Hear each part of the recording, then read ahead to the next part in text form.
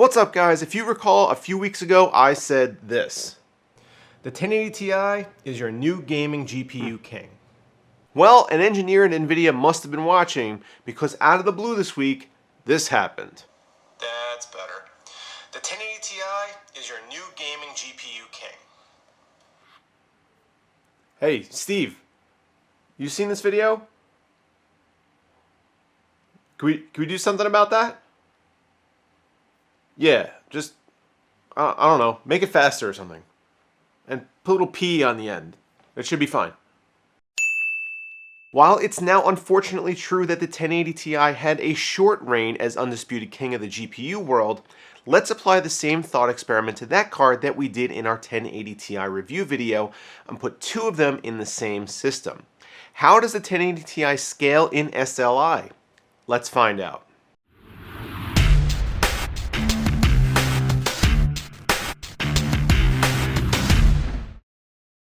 So as I discussed in my review of this card, where I compared it to SLI 1070s, there are definite pros and cons when it comes to running a multi-GPU setup. This was apparently misunderstood by some in the comments who said things like, "What a great idea to test games that don't scale, what's the point of this review?" Well, my friends, that is exactly the point of this review. In order to properly evaluate your best options when it comes to choosing a part that will have the greatest impact on your gaming experience, it's important to understand that not everything comes up roses if you just slam another card into your case and call it a day. There are real benefits and real drawbacks to running SLI, and as everyone's use case is different in some way, you need to do your research before committing your hard-earned dollars to a project like this.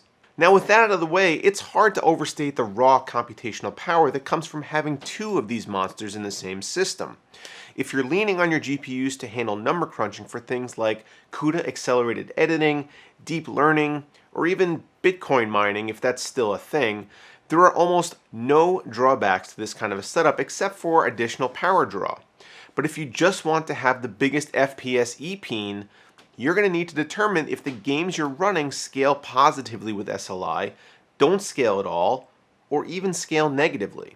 On that note, let's take a look at how two GTX 1080 Ti Founders Edition cards perform in a number of different benchmarking applications and some popular AAA titles. All tests were run using an i7-6900K overclocked to 4.4 GHz, a Gigabyte X99 Ultra Gaming motherboard, 32 gigs of Corsair Vengeance LED memory, a Samsung 850 EVO SSD, and a Corsair HX1000i power supply. The cards were overclocked to plus 175 MHz on the core and plus 400 MHz on the memory. All tests were run at 4K with the exception of TimeSpy. First up, we're going to take a look at some synthetics, where SLI scaling is almost always the most efficient. Unigine Heaven is first up, and we see what we would expect here, with a huge boost in frame rate.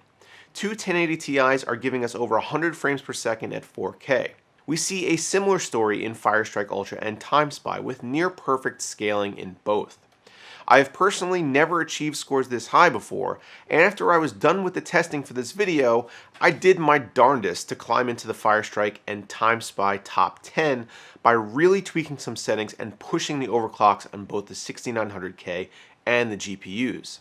Alas, it was not to be, as the highest I got was in the mid-30s. Next up was Old Faithful, the Metro Last Light canned benchmark. We see a boost of 58 frames per second here, and frame rates ran as high as 200 at some points in our testing. Doom has no built-in benchmark, which is why you'll likely see performance scores vary across review sites.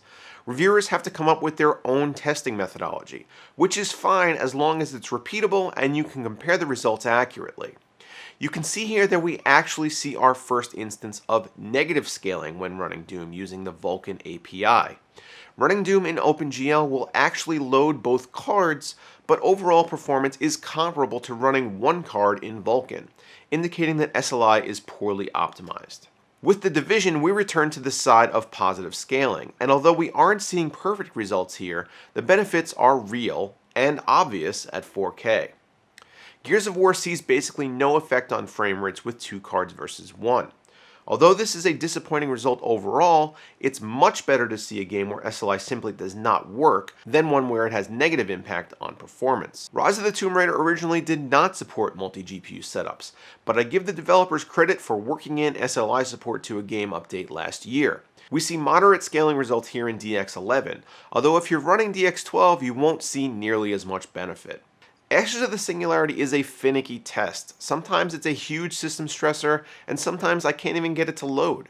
Here we see another instance of negative scaling, unfortunately, as the game does not support SLI.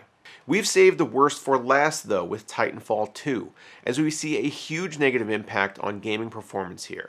This is the most disappointing result by far, and if this is a game you enjoy and have 2 cards in your system, it would certainly be best to disable SLI before loading it up. Here's a recap of the percentage scaling for all of our tests. We run the full gamut here, all the way from a fantastic plus 97% in Heaven to negative 28% in Titanfall. So as always guys, do your research before making this kind of investment. Are you planning to play games that benefit from SLI, or are you satisfied with your one card solution? Let me know down below in the comments.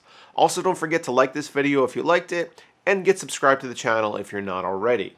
Stay tuned for my April monthly build, which will feature an 1800X and one of these beastly graphics cards with a color scheme that I've never built with before. Thanks for watching everybody, and I'll see you in the next video.